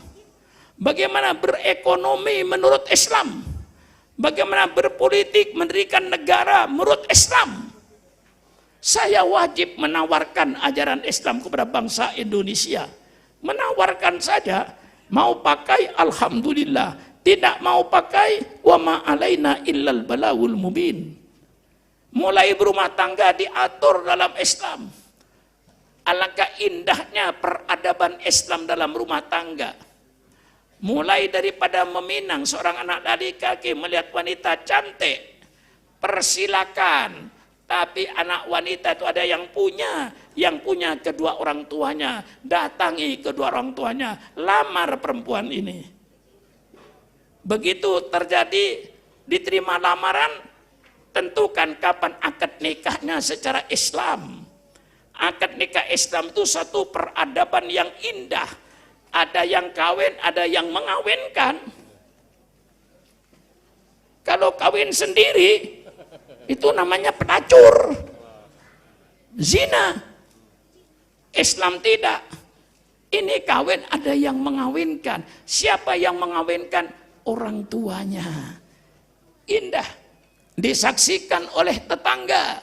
Cuman yang dicatat 2 dengan akad nikah. Maka kalau orang berkata Islam melarang laki-laki bergaul bebas dengan perempuan, itu salah besar. Justru Islam menyuruh agar laki-laki bergaul dengan perempuan sebebas-bebasnya untuk menjaga keturunannya, tapi lewat pintu yang diridhoi oleh Allah, akad nikah menurut agama Islam. Saya kira di samping saya kiai-kiai ini semua hasil pergaulan bebas ini. Iya Pak ya? Syukuran makmun, hasil pergaulan bebas. Kalau ayah saya dan ibu saya tidak bergaul bebas waktu itu, ya tidak ada syukuran makmun.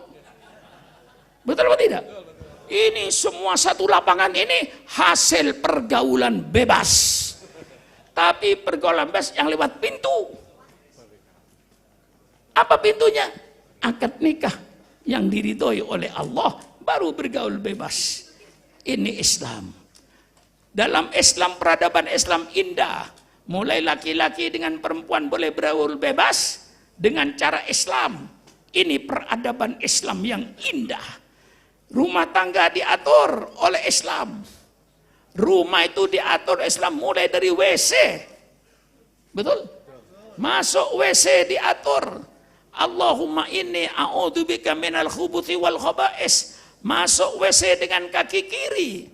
Tuntaskan najis, jangan ada yang bersisa najis, keluarkan semua, dehem kata Rasulullah 3 kali, supaya tuntas. Begitu tuntas, sucikan tempat najis itu. Islam punya peradaban. Kalau najis itu berbau, hilangkan baunya. Kalau najis itu berwarna, hilangkan warnanya. Kalau najis itu ada rasanya, hilangkan rasanya. Seperti alkohol dan daging babi. Mana ada yang seindah Islam dalam pembersihan? Ini Islam. Keluar dengan kaki kanan. Alhamdulillah di adabani wa afani. Masya Allah. Dapur diatur oleh Islam. Ibu-ibu yang mencuci beras, tolong Bu, sebelum berasnya dicuci, ibu tanya dulu sama berasnya. Hai beras, dari mana datangmu? Hasil korupsi jangan dicuci, haram. Hasil sogok menyogok jangan dicuci, berasnya buang, haram. Ngurangin timbangan, haram. Riba, haram. Maka seandainya peradaban Islam dilaksanakan di Indonesia, insya Allah korupsi habis, sogok menyogok habis, ngurangin timbangan habis, penipuan habis. Selama bangsa Indonesia termasuk pejabat-pejabat pemerintahnya masih mau makan barang haram, masih mau pakai mobil haram, masih pakai baju haram, rumah haram, mobil haram, makan haram, jangan mimpi korupsi akan hilang. Korupsi akan subur di Indonesia ini walaupun ada 100 KPK. Iya, kurang apa saya ini menjelaskannya ini? Selama bangsa Indonesia dari Sabang sampai Merauke, termasuk pejabat-pejabat pemerintahnya, masih mau makan barang haram, jangan mimpi korupsi akan hilang. Mengapa korupsi tumbuh subur? Karena bangsa Indonesia termasuk pejabat-pejabat pemerintahnya masih mau makan haram, masih mau baju haram, masih mau mobil haram, masih mau rumah haram. Korupsi subur, sogok menyogok subur, penipuan subur.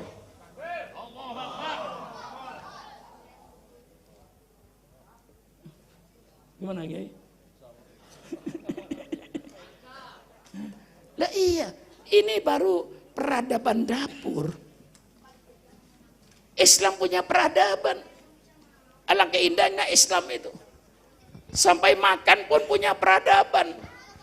Maka, hai umat Islam, jangan nunggu peraturan pemerintah tentang syariat Islam. Pemerintah tidak akan membuat undang-undang syariat Islam. Karena Indonesia bukan negara agama, bukan negara Islam. Tapi Indonesia tidak melarang kita menjalankan syariat Islam, dilindungi oleh undang-undang. Tapi jangan menunggu adanya undang-undang ini tidak bakalan. Kita sekarang jalankan syariat Islam. Hai umat Islam seluruh Indonesia, jalankan syariat Islam. Jangan menunggu peraturan pemerintah. Tidak akan ada peraturan pemerintah tentang syariat Islam. Mengapa saya berani? Berdasarkan undang-undang. Ketika Bung Karno mengadakan dekret presiden tanggal 5 Juli tahun 1959, setelah konstituante menemui jalan buntu, tidak bisa diteruskan, akhirnya Bung Karno mengadakan dekret presiden. Negara Republik Indonesia kembali kepada Pancasila dan Undang-Undang Dasar 45 yang dijiwai oleh Piagam Jakarta. Ini banyak yang nggak tahu. Ya, bukan hanya kembali pada Pancasila nasional titik, itu bodoh. Yang benar kembali pada Pancasila dan Undang-Undang Dasar 45 yang dijiwai oleh Piagam Jakarta. Apa Piagam Jakarta? Menjalankan syariat Islam bagi pemeluknya. Jadi mari kita umat Islam jalankan syariat Islam. Tidak usah menunggu undang-undang negara, tidak usah menunggu peraturan pemerintah. Peraturan pemerintah tidak akan menggunakan peraturan tentang syariat Islam. Negara bukan negara Islam, tapi kita jalankan syariat Islam. Mari hidupkan peradaban Islam. Mulai berumah tangga, peradaban Islam dapur, peradaban Islam meja makan. Bagaimana peradaban Islam meja makan? Mestinya sebelum makan, alhamdulillah masih mau makan. Jarang Kiai begini nih Kiai. Alhamdulillah masih mau. Berapa banyaknya orang yang tidak mau makan? Persilakan Kiai keliling rumah sakit di Bandung, keliling rumah sakit di Cimahi, berapa ribu manusia yang tidak mau makan. Yang dimakan ada. Alhamdulillah masih mau makan. Yang dimakan ada lagi. Alhamdulillah yang dimakan ada. Pernah Bapak begitu? Hah? Mulai besok. Alhamdulillah masih mau makan. Alhamdulillah yang dimakan berapa orang yang mau makan? Yang dimakan kagak ada. Lihat pengungsi-pengungsi itu. Apa pengungsi bencana alam, apa pengungsi perang, mereka mau makan. Yang dimakan tidak ada. Ada yang dimakan enak-enak, nggak mau makan di rumah sakit. Memang kadang-kadang Pak ya, kita itu aneh. Menawarkan makanan enak, nunggu kalau dia sakit.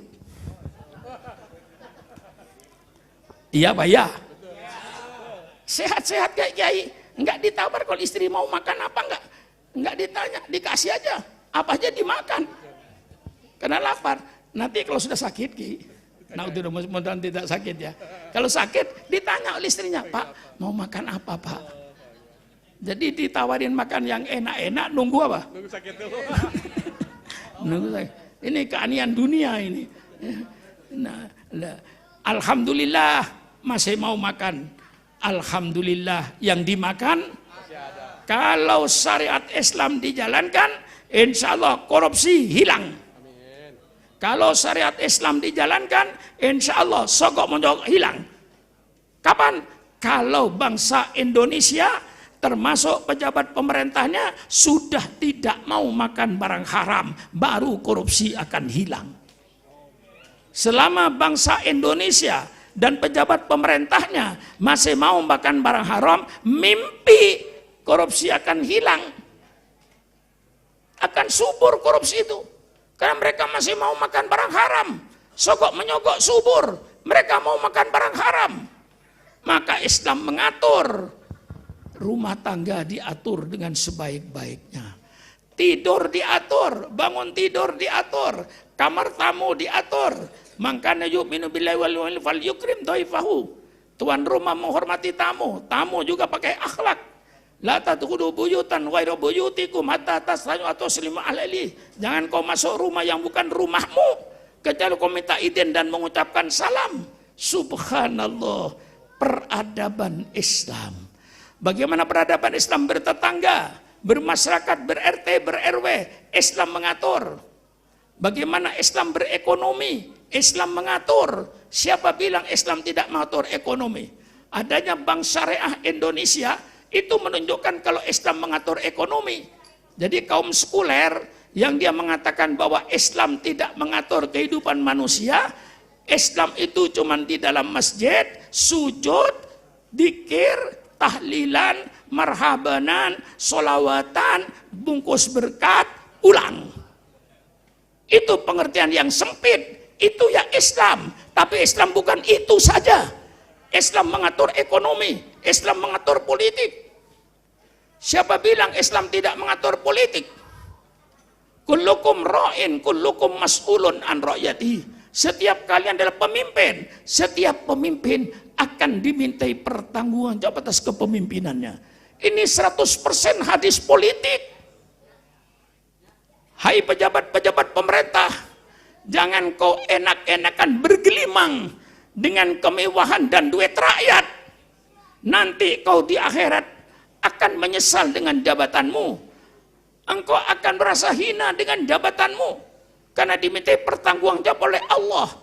Begitu tidak benar kau masuk ke neraka dengan jabatannya. Subhanallah, subhanallah. Ini Islam mengatur tentang politik. Dalam kitabnya Imam Mawardi, mendirikan negara itu hukumnya wajib aklan wa syar'an. Aklan wa syar'an. Wajib dirikan negara ini. Tidak ada negara, tidak ada pemimpin, apa yang terjadi? Yang kuat makan yang lemah, yang kaya mendas yang miskin. Itu yang akan terjadi. Dengan adanya negara, pemimpin yang mengatur, masyarakat akan hidup dengan damai. Ini maksud tujuan mendirikan negara itu, ialah untuk membentuk supaya manusia sejahtera, manusia aman, dan manusia menjalankan perintah Allah. Soal bentuk negara, alhamdulillah Quran tidak menentukan. Mau bentuk kerajaan persilakan. Allahumma malikal mulki tu'til mulka man tasya wa tanzul man tasya. Mau berbentuk khilafah persilakan. Ya Daud, inna ja'alnaka khalifatan fil ardi. Mau berbentuk kayak Brunei, kesultanan. Waj'alli min lakunka sultanan nasira. Mau bentuk republik kayak Indonesia, persilakan. Wa amruhum syura bainahum. Soal nama negara, bentuk negara, Allah tidak menentukan. Itu termasuk tentang dinamisnya politik. Tergantung pada masyarakat masing-masing. Saudi Arabia memilih kerajaan, persilakan. Indonesia memilih republik, persilakan. Brunei memilih kesultanan, persilakan. Zaman Utsmani memilih khilafah, persilakan. Apapun bentuk negaramu, mau bentuk kerajaan, mau bentuk republik, mau bentuk khilafah, mau bentuk kesultanan, persilakan, kata Al-Quran. Apapun bentuk negaranya, tapi prinsipnya, apapun bentuk negaramu, yang penting perintah Allah jalankan, larangan Allah jauhi. Itu prinsipnya kayak bikin negara itu. Diserahkan pada umat, dinamikanya politik. Mau dinamika politik dengan kerajaan, persilakan. Mau kesultanan, persilakan. Mau republik ke Indonesia, persilakan. Sebenarnya yang namanya raja, yang namanya presiden, yang namanya khalifah, yang namanya sultan, itu semua cuma nama. Hakikatnya semuanya pemimpin negara. Apapun negaramu bentuknya, yang penting jalankan perintah Allah. Jauhi larangan Allah. Jangan ada kedoliman. Kedoliman itu musuh Allah. Cepat atau lambat kedoliman pasti terbongkar. Tidak ada kedoliman yang tidak terbongkar di dunia ini. Baca sejarah Indonesia sejak Bung Karno sampai Pak Harto sampai sekarang, semua kedoliman pasti terbongkar. Maka pemimpin-pemimpin tidak usah berbuat dolim. Kedoliman pada saat pasti terbongkar. Tidak ada yang tidak terbongkar. Ini Islam. Yang meletakkan manusia depan hukum sama adalah Rasulullah, bukan profesor-profesor dari Eropa, bukan profesor-profesor dari Amerika, tapi Rasulullah yang meletakkan depan hukum sama. Persilakan Kiai baca kitab Riyadhus Shalihin pada seorang wanita dari golongan Al-Mahzumiyah nyolong, golongan Quraisy bingung, masa anaknya orang gede, anak orang besar mau dipotong tangannya. Akhirnya diutus Usama bin Zaid menghadap Rasulullah. Usama cerita, ya Rasulullah, ini perempuan yang nyolong golongan bangsawan yang berjasa kepada bangsa dan negara ini. Apakah ada hukuman ya Rasulullah selain potong tangan? Mendengar Usama berkata begitu, Rasulullah berdiri, baca kitab Riyadhus Shalihin.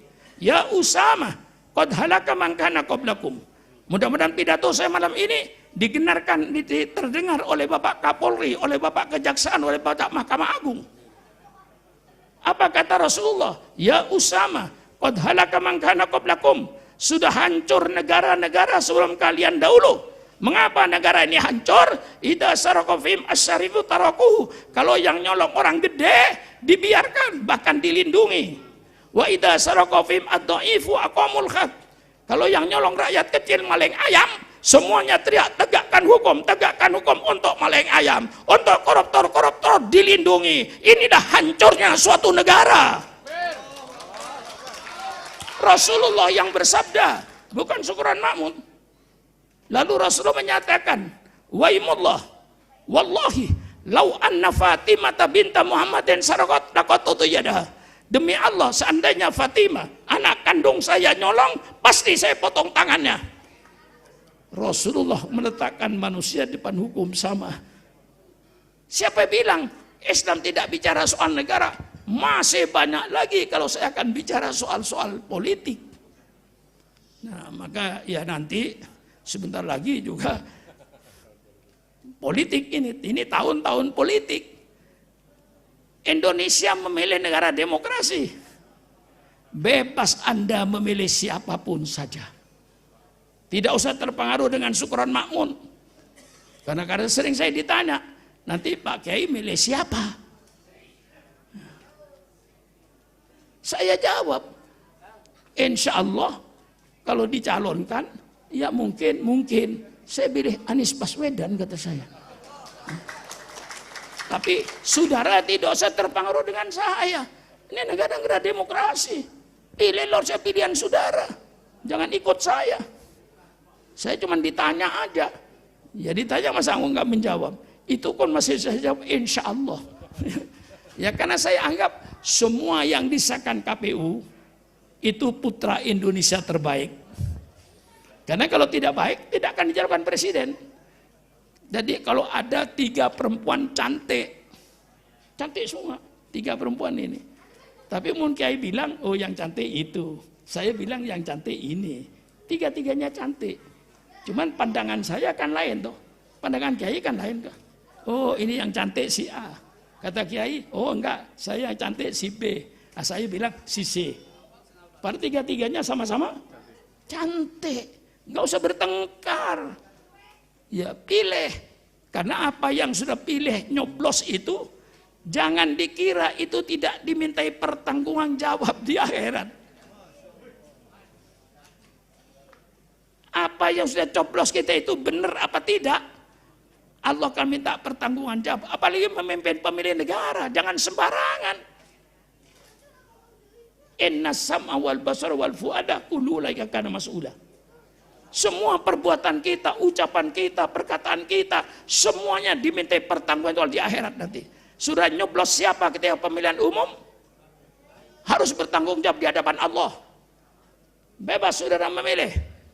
Tidak usah terpengaruh dengan siapapun saja. Termasuk tidak usah terpengaruh dengan syukuran makmun. Sudah punya kebebasan sendiri untuk memilih. Itulah negara demokrasi.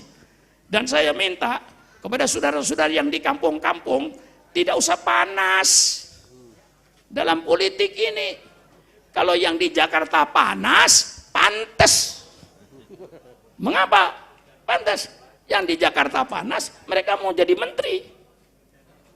Mereka mau jadi direktur BUMN. Mereka mau jadi DPR. Mereka mau jadi menteri. Lah kalau saya di Cimahi mau jadi apa? Siapapun yang menang, kalau saya tukang cukur, ya tetap nyukur. Betul atau tidak? Siapapun yang menang di Jakarta, kalau saudara tukang jahit, tetap jahit. Enggak jadi menteri kok. Mengapa ikut ribut? Coblos-coblos saja. Setelah coblos damai, akur, selesai. Iya kan? Kalau yang di Jakarta Kiai panas itu pantas. Mengapa pantas? Ingin jadi menteri. Ingin dapat bagian. Ingin dapat ini, ingin dapat ini. Lah kalau sudah di Cimahi mau apa? Siapapun yang menang, tukang gali tetap tukang gali. Siapapun yang menang, tukang cukur tetap tukang cukur. Siapapun yang menang, tukang macul tetap macul. Mengapa ribut saudara? Ini saya jelaskan supaya rakyat di bawah tidak jadi korban. Kadang-kadang di bawah masih berantem. Yang di atas sudah tidur bersama, makan bersama lagi. Ngopi bersama. Yang di bawah berantem. Subhanallah, sudah nggak dapat apa-apa, berantem lagi. Dan maka saya anjurkan sudah, bikinlah demokrasi itu damai. Bikinlah demokrasi itu sehat. Habis nyoblos, tahlilan bersama. Habis nyoblos, yasinan bersama. Karena beda nyoblos, lalu tidak mau yasinan bersama. Betul apa tidak? Karena nyoblosnya berbeda, setelah nyoblos tidak mau tahlilan bersama. Ini yang tidak benar. Habis nyoblos, tahlilan bersama, yasinan bersama. Mari kita hidupkan Islam. Betul atau tidak? Tidak usah ribut. Itu nasihat saya. Kadang-kadang saya kasihan sama orang kampung itu. Repot, berantem. Yang dibela sudah akur di atas. Jelaskan keterangan saya ini. Maka dalam politik ini saudara bebas memilih yang manapun saja. Ya karena saya ditanya oleh beberapa kawan, ya jawaban saya ya insya Allah. Kalau itu dicalonkan. Kalau nggak dicalonkan kan nggak jadi. Kalau itu dicalonkan, ya insya Allah mau apa? Ya saya kenal dengan Pak Anies. Karena Pak Anies sering ke rumah. Kenal saya, yang lain nggak ada yang ke rumah nggak kenal saya. Kalau Pak Anies sering ke rumah, di samping sering ke rumah, tiap Jumat subuh ada pengajian di rumahnya.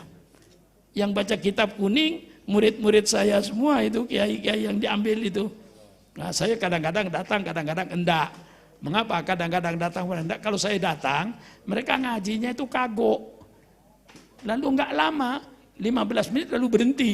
Berhubung ada Pak Kiai Sukron Makmun, makanya sama saya jarang datang. Kadang-kadang 3 bulan sekali datang, sebulan sekali, tidak tiap minggu. Dan itu saya kenal. Tapi terserah saudara, ini demokrasi. Betul apa tidak? Terserah saudara, saudara senang dengan si A persilakan, senang dengan si B persilakan, senang dengan DC persilakan, saya senang dengan si C misalnya persilakan. Itu adalah demokrasi. Tidak usah terpengaruh, tapi ingat bertanggung jawab di hadapan Allah Subhanahu wa Ta'ala. Saya kira cukup sekian saja. Mudah-mudahan pondok pesantren ini menjadi pondok pesantren yang berkah, yang mengeluarkan kader-kader Islam yang benar-benar nanti mengalahirkan orang-orang yang beriman dan bertakwa kepada Allah. Mudah-mudahan Kiai Irfan yang oleh Allah sedang dikasih ujian. Jadi orang kalau diuji oleh Allah itu diuji sabarnya. Setiap Kiai Irfan dengan sakitnya mengucapkan alhamdulillah poin pahala. Alhamdulillah poin pahala.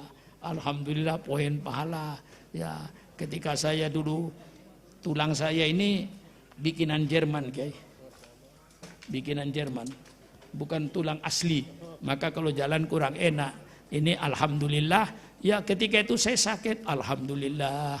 Alhamdulillah kata dokter ini tulangnya sudah nggak bisa dipakai, pakai alhamdulillah. Masih ada gantinya, ada gantinya. Cuman bikin dari Jerman, barang import. Nah, maka kalau saya jalan ini kurang enak. Tapi alhamdulillah daripada saya di atas kursi, lebih baik saya diganti spare part. Ya, dan di spare partnya spare part Mercedes ini. Karena bikinan Jerman. Jadi tulangnya tuh bikinan Jerman. Engsel yang gini itu bikinan Jerman. Ya rasanya kurang enak, Kiai. Enak yang dulu, yang asli. Ya, tapi daripada saya didorong di atas kursi, lebih baik saya ganti spare part, diambil tulang saya, diganti dengan yang bikinan Jerman. Alhamdulillah saya masih bisa jalan. Alhamdulillah. Dibanding dengan penderitaan Nabi Muhammad masih jauh. Nah, itulah perbandingan. Sekian, terima kasih. Wassalamualaikum warahmatullahi wabarakatuh.